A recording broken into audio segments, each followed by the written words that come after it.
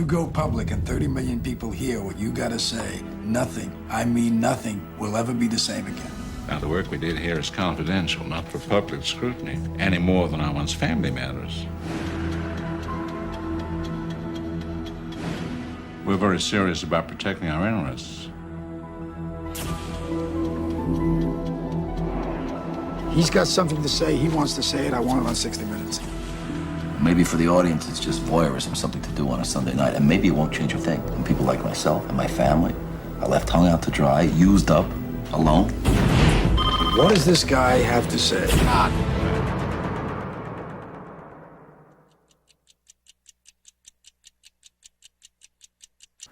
280억 원, 회사 내부 비리를 고발하고 2,430만 달러, 그러니까 우리 돈으로 280억 원 정도의 포상금을 받을 수 있다면, 그렇다면 당신은 내부 고발자, 그러니까 인사이더가 되시겠습니까? 오늘 문화로 있는 경제, 실제 사건인 현대차 내부 고발자 스토리와 역시 실화를 모티브로 한 영화 인사이더를 통해서 공익신고자와 포상금, 기업 비리와 진실 규명에 얽힌 이야기를 해보려고 합니다.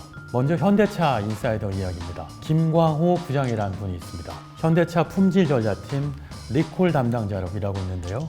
2015년 5월 무렵이었죠. 현대차에 세타2 엔진을 장착한 차량들에서 자꾸만 문제가 발생하기 시작합니다. 주행 중에 엔진이 멈췄다거나 화재가 났다는 이야기들이 전해져 오죠. 김광호 부장은 세타2 엔진에 구조적인 문제가 있다는 사실을 알게 됩니다. 그리고 이 사실을 감사팀에 제보합니다. 이때부터가 문제였습니다. 김광호 부장은 다음날 리콜 업무에서 즉각 배제되죠. 사실 현대차는 2011년부터 세타2 엔진에 결함을 인지하고 있었습니다. 내부적으로는 엔진 개선 TFT까지 꾸렸을 정도였죠. 2015년 이전부터 시중에서 판매된 세타2 엔진을 장착한 현대차에서 화재가 잇따랐지만 묵살해왔던 겁니다. 김광호 부장은 내부적으로도 시주해왔던 영린을 건드렸던 거죠.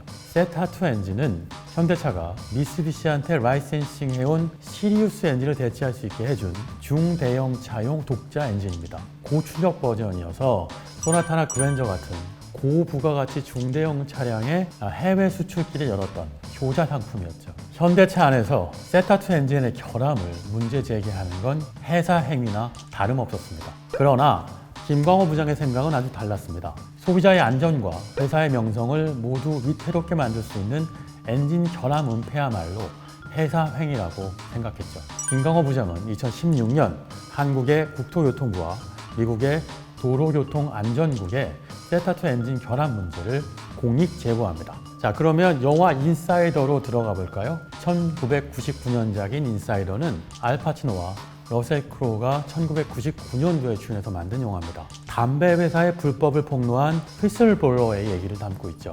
휘슬블로어는 내부 고발자를 일컫는 용어입니다.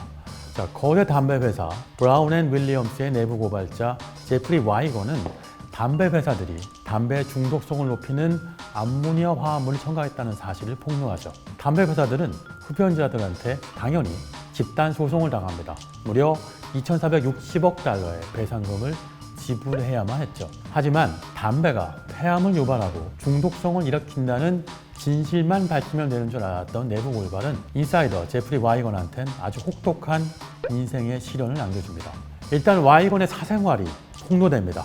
이혼한 전처까지 등장하죠. 악마의 편집으로 이혼 과정이 마치 악마의 행패처럼 그려집니다. 이건 메시지를 공격할 수 없으면 메신저를 공격하라는 전형적인 권모술수입니다. 담배 회사에선 당연히 잘리게 됐고요. 이직한 고등학교에서도 매도당합니다. 심지어 두 번째 결혼한 아내로부터도 다시 이혼 서류를 받게 되죠. 진실에는 반드시 대가가 따른다는 것입니다. 다시 현실의 현대차 이야기로 돌아와 보겠습니다. 김광호 부장은 1년 동안 세타2 엔진 결함을 입증할 수 있는 자료와 메모를 차곡차곡 모읍니다. 덕분에 국토교통부와 도로교통안전국 모두 김광호 부장의 공익 제보를 충분히 신뢰할 수 있었죠. 하지만 그렇게 자료를 모으고 유출했다는 이유로 공익 제보 이후 김광호 부장은 해고당하게 됩니다. 업무상 배임 혐의로 검찰에 고소도 당하죠. 각종 민사 소송도 당합니다. 한 5년 동안 내내 재판에 끌려다녀야만 했죠. 김 부장은 25년 동안 현대차에서 일했던 자동차 전문가입니다. 자동차 이외에 다른 일을 할 줄 모른다는 얘기죠. 하지만 자동차 업계의 재취업 완전히 원천 봉쇄당합니다.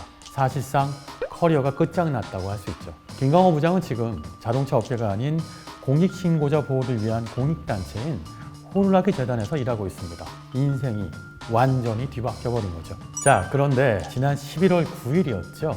놀라운 소식이 하나 전해졌습니다. 공익신고자 김광호 전 현대차 부장이 미국 도로교통안전국으로부터 2,430만 달러의 포상금을 받게 됐다는 소식이었죠. 현대차는 당시만 해도 김 부장의 내부 고발을 회사 행위라고 매도했습니다. 하지만 결과적으로 그런 회사 행위는 애사 행위였던 게 밝혀졌죠. 품질에 대한 불신 탓에 현대기아차를 흉기차라고 부르는 소비자들만 늘어났죠. 하지만 오히려 김광호 전 부장의 내부 고발 덕분에 현대차는 문제 많던 세타2 엔진을 버리고 완전히 새로운 3세대 세타 엔진 개발을 서두르게 됩니다. 그리고 지금은 기술적 의구심을 거의 털어낸 상태죠. 김광호 부장은 공익신고자라는 공식 명칭이 있지만 보통은 내부 고발자라는 부정적인 용어로 불리는 인사이더 스토리 중에서도 아주 드물게 해피엔딩 스토리입니다. 갖은 스몰을 겪었지만 결국 정의가 밝혀지고 금전적 보상까지 얻었으니까요. 하지만 대부분은 해피엔딩보단 새드 엔딩으로 끝나는 경우가 많은 게 현실이죠. 노벨 경제학상 수상자인 게리 베커는 범죄를 편익과 비용으로 분석한 것으로 유명합니다. 사람들이 범죄를 저지르는 이유는 범죄로 얻는 편익이 처벌에서 오는 비용보다 크기 때문이라는 거죠. 여기에 체포될 확률을 곱하면 이른바 베커 룰이 나옵니다. 개인 범죄의 경우 편익보단 비용이 크다고 할 수 있습니다. 잡힐 위험도 높다고 할 수 있죠. 반면에 기업 범죄는 편익이 비용을 초과하는 경우가 많습니다. 범죄 입증 가능성도 매우 낮죠. 공익신고자 보호와 포상의 강화가 기업 범죄에서 비용과 입증 가능성을 동시에 모두 높여준다는 측면이 있다는 게 아주 중요한 포인트죠. 1996년부터 2004년까지 미국 기업 범죄 사례 200건을 분석한 분석 보고서가 있습니다. 여기에 따르면 검찰이나 국세청 같은 사법 당국이 직접 밝혀낸 비리는 7%에 불과하죠. 반면에 내부 고발자가 밝혀낸 사례는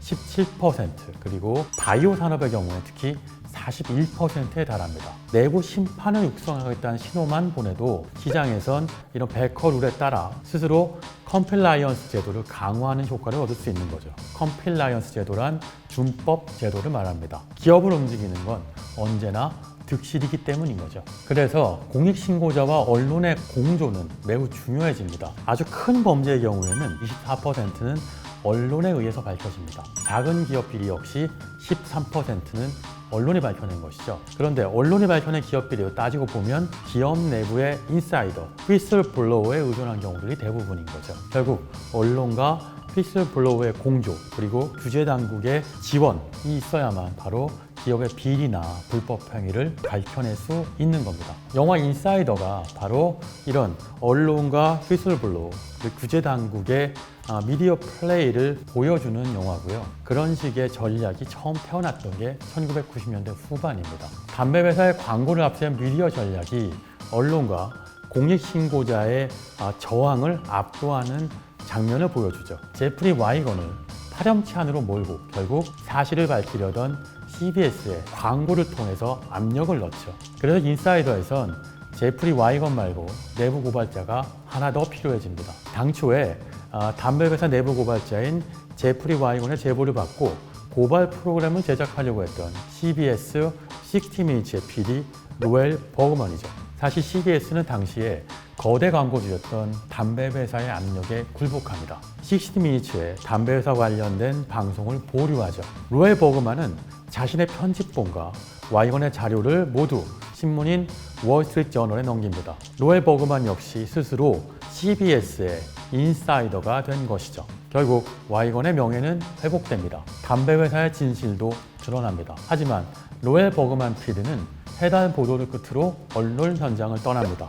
제보만 해주면 진실을 밝혀주겠다는 약속을 스스로 지키지 못했다고 생각하기 때문인 거죠. 이렇게 진실은 반드시 대가를 요구합니다. 공익신고자에 대한 포상금이 아무리 높아져도 진실을 밝히는 데는 돈으로는 절대 보상받을 수 없는 대가가 따르기 때문인 거죠. 다시 2021년 현실로 돌아와 보겠습니다. 김광호 전 부장이 진실과 행복을 찾아 떠났어도 한국에서 인사이더는 쉽게 늘어나긴 어려울 겁니다. 현대차에서 근무하던 시절 김광호 부장의 연봉은 1억 원 정도였습니다. 김광호 전 부장이 우리나라 국민권익위원회로부터 받은 포상금은 고작 2억 원입니다. 한국 기업의 비리를 한국 규제 당국에 내부 고발하더라도 이런 해피엔딩은 불가능하다는 것이죠.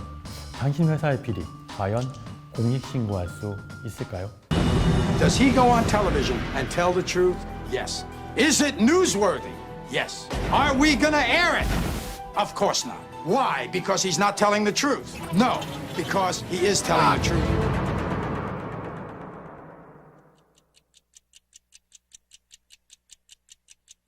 자, 지금까지 문화로 있는 경제, 영화 인사이더와 현대차 인사이더의 이야기였습니다.